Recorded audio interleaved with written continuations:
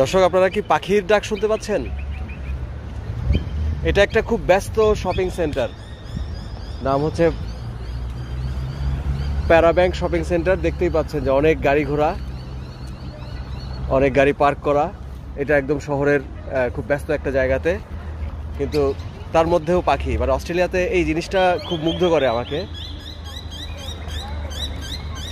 যে মানুষ প্রকৃতি খুব সুন্দরভাবে একসাথে আছে। পাখিগুলা তাদের মতো আছে, মানুষ ওদেরকে ডিস্টার্ব করে না, ধরার চেষ্টা করে না। ইভেন এই পাখিগুলো মানুষকে অনেক বিরক্ত করে, আমাদের মাথায় গাড়ির উপরে পায়খানা করে দেয়। তারপরেও দে ডোন্ট মাইন্ড, পাখির মতো আছে। এবং পাখিরা যাতে স্বচ্ছন্দে থাকতে পারে, ইভেন গাছের মধ্যে অনেক জায়গাতে বাক্সর মতো করে বানায় দেয়, যাতে পাখিরা সেখানে বাসা করে থাকতে পারে।